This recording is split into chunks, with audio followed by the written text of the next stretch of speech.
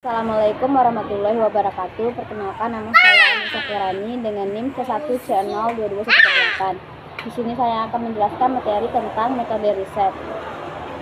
Definisi riset. Menurut Chilhot-Woody, riset adalah suatu pencarian yang dilaksanakan dengan teliti, memperoleh kenyataan-kenyataan atau fakta atau hukum-hukum baru.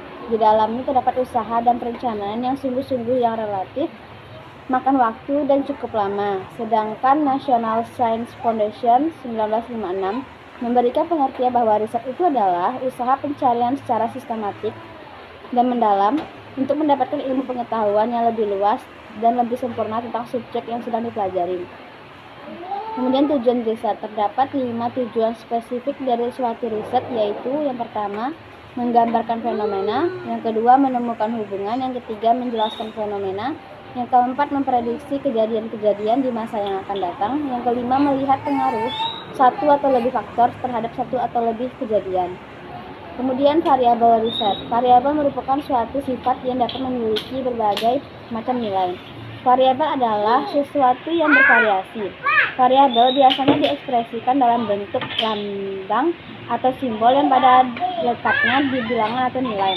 Akan tetapi, suatu variabel biasanya hanya memiliki dua nilai.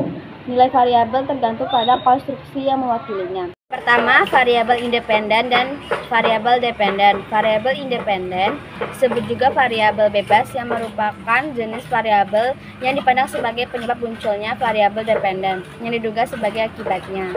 Yang kedua, variabel moderasi. Dalam riset, hubungan sederhana membutuhkan syarat untuk memperbaiki penyebab dari variabel lain.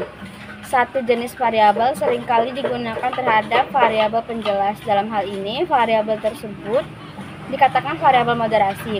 Variabel moderasi adalah variabel independen kedua yang dipercaya mempunyai kontribusi yang signifikan atau mempunyai pengaruh ketidakpastian terhadap keaslian hubungan antara variabel independen dan variabel dependen. Yang ketiga, variabel intervensi. Variabel intervensi merupakan suatu mekanisme konseptual di mana variabel independen dan variabel moderasi mempengaruhi variabel. Kemudian validitas dan keandalan. Yang satu, validitas. Ada beberapa jenis validitas. Validitas ini mengacu pada bagaimana sebaiknya peneliti menggambarkan dimensi-dimensi dan konsep atau masalah yang ingin diukur, khususnya yang berkaitan dengan tingkat ukuran yang diberikan untuk menutupi rentang terhadap arti maupun terhadap suatu konsep.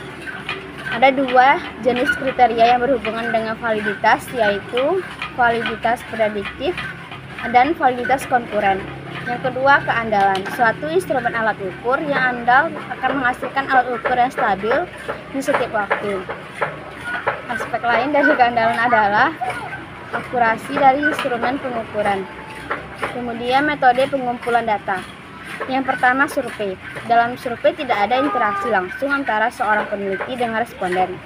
Data dikumpulkan dengan cara mengirimkan surat elektronik atau email, menelepon, atau memberikan serangkaian pertanyaan. Yang kedua, observasi. Merupakan proses pencatatan pola perilaku manusia ke suatu hal atau kejadian yang sistematis tanpa adanya pertanyaan maupun komunikasi dengan individu yang diteliti. Lalu instrumen riset. Yang pertama, menjamin kerjasama responden. Rendahnya tingkat kerjasama atau tingkat responden menciptakan kesulitan bagi para peneliti untuk melakukan generalisasi sampel terhadap populasi. Yang kedua, menjamin validitas dan keandalan jawaban. Para peneliti seharusnya menentukan dasar dari keinginan informasi dan memilih suatu format pertanyaan yang akan menyediakan informasi dengan cara sedikit pembatasan terhadap responden.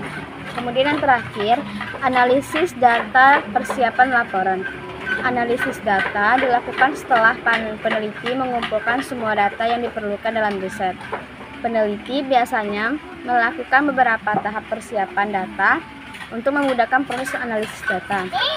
Sebagai tahap akhir dari suatu riset adalah penyusunan laporan riset. Laporan riset secara umum berisi tentang hal-hal yang terkait dengan apa saja yang dilakukan oleh peneliti, sejak tahap persiapan riset hingga intervensi dan penyimpulan hasil analisis. Belum ada bentuk baku dari suatu laporan riset tersebut. Sekian penjelasan materi dari saya ucapkan terima kasih.